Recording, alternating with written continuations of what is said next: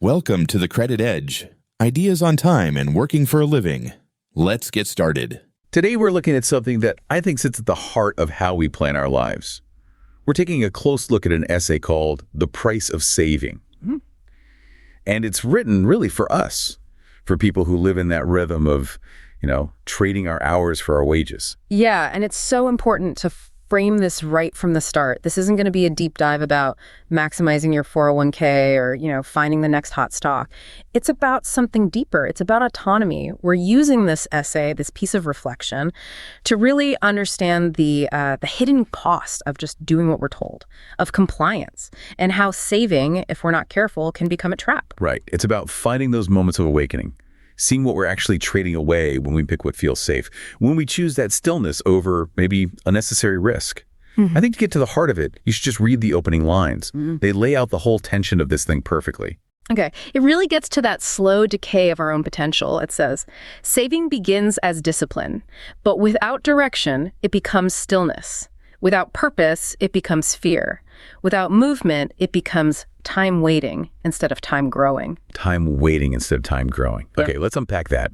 So our mission today is really to challenge this default idea we all have that saving is just good. Always. No questions asked. We're digging into that hidden cost of being too cautious, financially speaking, and using that as a lens to see how we can get back some control over our own time.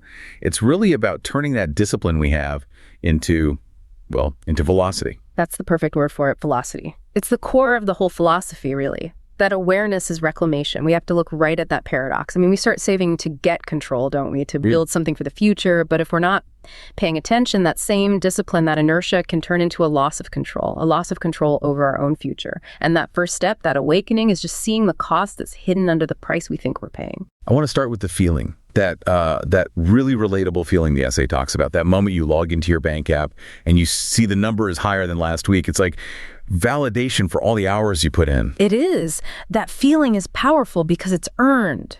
The essay gets that. It starts right there. It says, you open your banking app after a long week, the balance is higher than it was before, that small sense of relief settles in, and it adds that line, at least something is growing. Yeah. For most of us listening, that number is stability. It feels like security. It's a wall against the chaos of the world.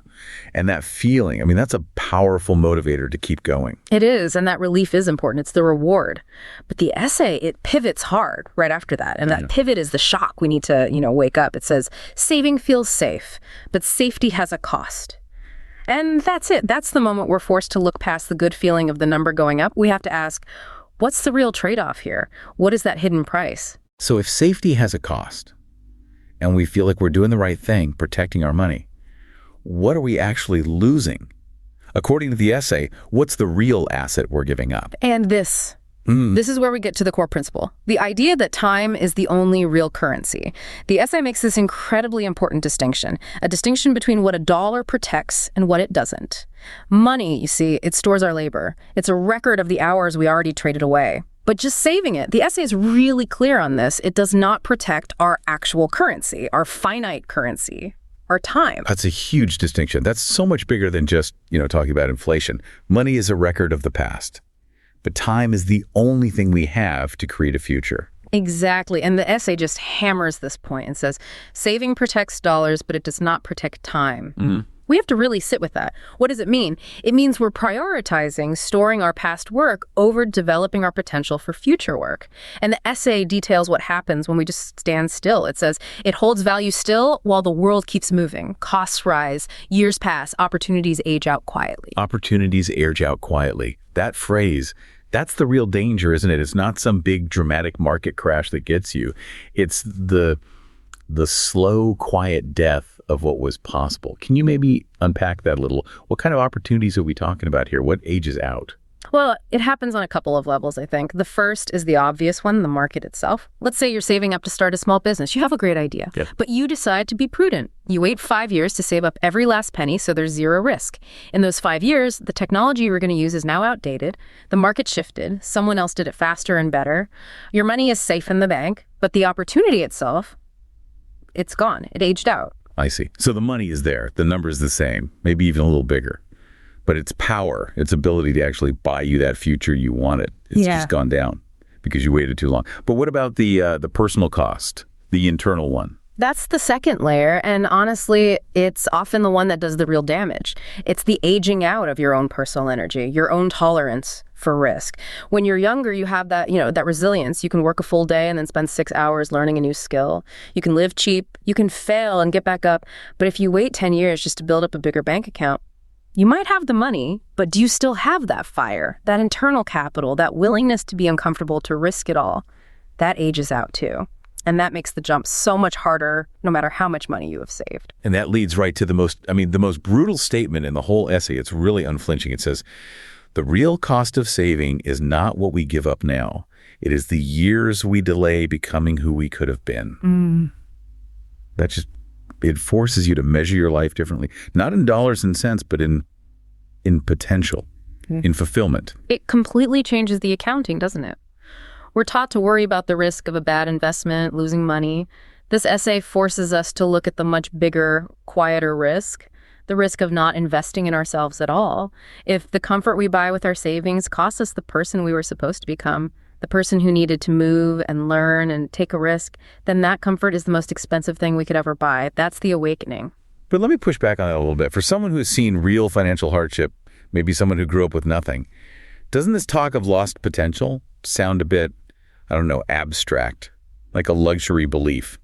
Is the essay really just saying we should all be reckless?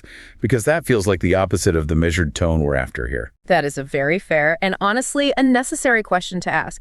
And no, the essay is absolutely not about being reckless. It's about being conscious, about conscious movement. It argues that awareness is what separates real prudence from just fear. See, prudence calculates a risk, figures out the buffer needed for that specific risk, and then acts. Fear just keeps building the buffer forever. It treats the buffer as the goal. Safe enough is always just a little bit further away. So the essay is saying the moment you stop defining what your buffer is for, what its purpose is, that's the moment you start delaying your own life. The mechanism is this: define the risk, build the buffer to survive the failure of that risk, and then move. The delay itself, the endless waiting, that's the recklessness the essay warns us about. Okay, let's move into how the essay really dissects this. The mental process that gets us stuck. It starts with discipline, which sounds good, but the source says that without direction, that good intention just sort of rots on the vine. It degenerates. It does. It charts this slow, quiet transformation. It says discipline when it doesn't have a specific direction. It just turns into stillness. And that stillness, when it doesn't have a purpose, a why behind it, it becomes fear. And then finally, that fear, without any movement, becomes what it calls time waiting instead of time growing. We tell ourselves we're being responsible, right? We call it being prudent, but really we're just standing still. And the world and the clock, they just keep moving without us. And the hidden cost of standing still is just stagnation. Oh? We stay unchanged. We keep the same job. We rely on the same skills. We stick to the same routine because growth, real growth, requires those two things the essay mentions: discomfort and exposure. We get disciplined, but it's a discipline toward staying the same, not a discipline toward change. And that fixed point, staying the same, it feels safe. And that safety is just so addictive, isn't it? Think about it like this. You save up, you show discipline, and you buy a brand new, powerful tool for your workshop. That's your savings. But then you just let it sit there in the box. You're waiting for the perfect project to use it on. While it sits there, it's not making you money. It's actually getting older, maybe a little rusty. And you're losing the muscle memory of how to even use it. The essay is saying that we, as people, our skills, our potential, it works exactly the same way. And that personal stagnation, it's perfectly mirrored by what's happening financially. This is where the essay talks about the market's polite erosion. I love that word, politely. It's so powerful because that's exactly why it's so easy for us to just ignore it. Oh, it's the perfect word. It's the most brilliant part of the essay, I think. The financial reality is stated so simply. Capital that sits still does not compound. It erodes, slowly, quietly, almost politely. Think about that. If the erosion wasn't polite, if your bank called you up and said, hey, we're taking 5% of your money this year just because, you'd be furious. You'd move your money instantly. But because it happens quietly, through inflation, through the rising cost of everything, we just sit there and watch it happen. The systems are built on us not noticing. They profit from our inaction. Let's make that real for a second. Let's ground that polite erosion. Right. It means we can look at our bank account and see, say, $50,000, and that number is stable. Makes us feel good. But we politely ignore the fact that the down payment for a house in our neighborhood just went from $55,000 to $70,000 in the 2 years we were being prudent. That is precisely it. That's the game. The cost of your delay isn't the 2% you missed in the stock market. It's the fact that your actual goal just moved $20,000 further away from you. We're in a race where the finish line is constantly moving. And if we're standing still, we are, for all practical purposes, moving backward. The erosion is polite because it doesn't touch the number on your screen. It just destroys what that number can actually buy for you in the real world. So if the world is built on these rising costs, then movement, velocity, is the only logical response. Yeah. Which brings us to the system part of this. Why do the systems around us seem to praise this quiet, still, safe behavior? Who actually wins when we decide to wait instead of move? The system wins. It's that simple. Systems always profit from our compliance, from our predictability. The essay points out this deep irony. It says, the system encourages this. It praises caution while selling a world built on rising costs. That's the whole contradiction right there. They sell you the dream, the bigger house, the better car, the college education for your kids, all things with rising costs. But then they praise the slow, cautious, compliant behavior that makes those very things harder and harder to actually get. And you see that praise everywhere, don't you? I mean, just think about the generic financial advice you hear on the news. It's almost all about long-term passive saving inside these big institutions. They praise you for having a high savings rate, for staying out of debt, for being predictable. They don't praise you for taking a calculated risk, for leaving a stable job to build something for yourself. Because stability and predictability are what capital wants. And the source is crystal clear on this point. It makes a distinction between capital and labor.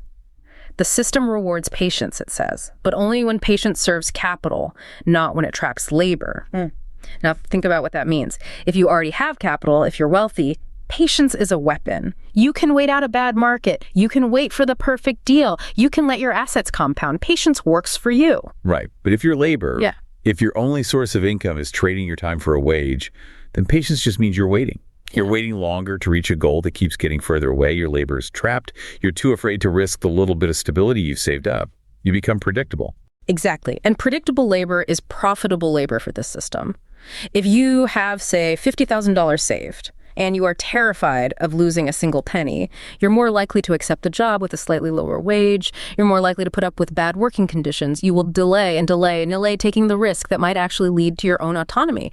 Your stillness creates a compliant workforce. And that is very, very profitable for the system that owns the capital. So this raises a really hard question. I mean, for us day to day, we know that fear is this incredibly strong motivator. And if the system is designed to use that fear against us by praising this safe stillness, how do we tell the difference between real prudence, making a smart, calculated move, and just fear, just inertia? I think it comes down to having a deadline. Prudence has a plan with a date on it. Prudence says, I need 6 months of living expenses saved up so I can quit my job and launch my business. I will have that by October 1st, and on that day, I will move. Fear has no deadline. Fear says, well, I need 6 months of expenses and maybe a buffer for that, and probably a year's worth of business expenses just in case, and I should probably max out my retirement first. Fear is always pushing the start date further into the future.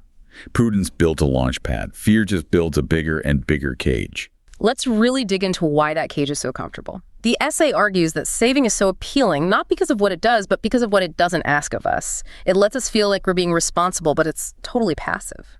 Yes, the essay is very direct about the simplicity of this comfort trap. Saving feels responsible, it says, because it asks nothing of us, and then it lists it out. No learning, no discomfort, no exposure, just waiting. And that list is everything. Learning, discomfort, exposure. Those three things are the absolute non-negotiable price of admission for any real growth, period. Saving lets us trick ourselves into thinking we can get the reward without paying that price. We substitute the hard work with just waiting. And that comfort, it's so dangerous because it gives us an out. It lets us off the hook for doing the really hard work of, say, learning a new skill that could double our hourly rate. That work is expensive, not just in money, but in time and energy and frustration. It's so much easier to just move money into a savings account and tell ourselves we're making progress. The source calls that out so clearly. It says saving feels productive while keeping us unchanged. 1. It feels prudent while postponing the life we say we are preparing for. This is the absolute definition of the deferred life plan, isn't it? We spend our best years, our 20s, 30s, 40s, just accumulating resources, labor stored as dollars. For a life we might not even want anymore, by the time we feel safe enough to live it, we become experts at preparing and we stay amateurs at actually doing. And we're trading. We're trading our present. We're trading our most energetic years, our years with the highest capacity to learn fast and bounce back from failure. We trade all of that for some imaginary safe future that we might not have the health or the desire to even enjoy. That's the real tragic cost of delay. The awakening is right there. It's realizing that this comfort is just deferred risk. We're not eliminating risk, we're just pushing it down the road, and it's costing us years of our life to do it. We think the buffer we're building is protecting us. But if we hold on to it too long, if we keep building it without a purpose, that buffer becomes the bars of our own prison. We get really good at collecting tools, but we forget how to build anything. So what we're doing is trading our potential for future freedom. I mean, real freedom, like owning our own time, for the simple daily comfort of seeing a number go up on a screen. A number that, as we've established, is quietly losing its actual power every single day. It becomes this compliance mechanism we enforce on ourselves. We use our own discipline against our future self. It's the most effective form of compliance because it's self-inflicted. We do it to ourselves. We confuse having money available with being ready to act. And they are two totally different things. The essay really forces that question on us. Are we actually preparing for something specific? Or are we just delaying because preparing feels so much safer than doing? And it gives us a hint. If the action we're preparing for doesn't involve learning, discomfort, or exposure, it's probably not the one that leads to freedom. And this speaks directly to you, the person listening right now. You're here because you want to learn, you want to understand these systems, but that knowledge, this deep dive, if you just collect it and let it sit there, it's just like that money in the savings account. Yeah. Becomes time waiting. It has to be applied. It has to lead to movement. That's the critical step, isn't it? Awareness is step one, but it's useless without movement. The time we spend learning, thinking, saving, it has to have an expiration date. There has to be a point where it transforms from preparation into execution. Otherwise, it's just potential sitting still. And the whole point of the essay is that stillness is a form of decay. I still want to stay on that psychological barrier, though. When the essay talks about the comfort trap, it's not just about being lazy. It's about a very real, very deep-seated fear of the unknown. We choose the comfort of the number on the screen because the anxiety of losing it, of failing, of ending up with nothing, that feels so much more real than the abstract idea of lost potential. How do we actually overcome that survival instinct? And that's the gap, right? The gap between knowing something logically and feeling it emotionally. We have to acknowledge that emotional reality because that's the lever the system uses to keep us in place. The way forward, I think, as the essay suggests, isn't to just try and overpower the fear. It's to redefine the tool. We have to stop seeing our savings as our identity, as our safety net for life. We have to start seeing it as a specific tool for a specific job, a launch pad. Once you know exactly what the tool is for, it becomes a little bit easier to let go of it and actually use it. Which brings us to the synthesis part of this. The essay isn't saying saving is bad. It's not telling us to be irresponsible. It's just redefining its job. It's saying we have to reclaim it as a tool, but only if we know where it fits in the bigger plan. Right. And awareness is the thing that turns that discipline into actual freedom. Yeah. The source gives us the three key parts of the equation. It says, saving preserves today, investing shapes tomorrow, awareness decides when to move. That's it. That's the whole strategy. Saving is defense, investing is offense. And awareness is the coach who knows when to switch between the two. That's a great way to put it. Saving is your defensive line. It protects what you have right now. Investing is your offense. That's what scores points and moves you down the field. But if your coach, your awareness, is asleep at the wheel, you might just keep playing defense for the whole game, even when you have a wide open shot to win. Yeah. And the clock is always running out. And to be a good coach, you need to know exactly what your tools are for. The essay gives us these powerful, clear definitions of what saving is supposed to be. It is a pause, not a plan. It is a buffer, not a future. And it is a launch pad, not a destination. If we get any of those mixed up, we get stuck. If we think the pause is the plan, we just stand still forever. Let's spend a minute on that one. The difference between a buffer and a future. A buffer, to me, is functional. It's temporary. It's there to absorb a shock, right? Yeah. You lose your job, you have a medical emergency. The buffer gives you 6 months to get back on your feet without having to sell your house or ruin your long-term plan. Precisely. The buffer protects the present, so the future plan can continue. But a future? A real financial future requires growth. It requires compounding. It requires some form of calculated risk. If your savings account is your plan for the future, you're making a huge mistake. You're guaranteeing stability today at the cost of being able to afford the world of tomorrow. You've oversaved. You've built a buffer that's way past its point of usefulness, and now it's just costing you years of potential growth. This even applies to how we think about our careers. Let's say someone is saving 40% of their income. They have a huge buffer. The essay suggests that they should stop asking, how much more can I save? And start asking, what skill could I buy with this money that would increase my hourly rate? What asset could I acquire that would give me back some of my time? They're stuck on the launch pad. And a launch pad only has one purpose: to launch something. If the rocket just sits there, it's not just a waste of fuel, it's delaying the entire mission. The launch pad has done its job. It's time to move. We have to get good at that transition from accumulation to deployment. Which brings us to that final, really stark choice the essay lays out, the bridge versus the cage. It says our savings can be one or the other. It can help us move or can trap us where we are. Yes. Used wisely, it becomes a bridge. Held too tightly, it becomes a cage. Think about that imagery. A bridge is something you cross. It's a means to an end.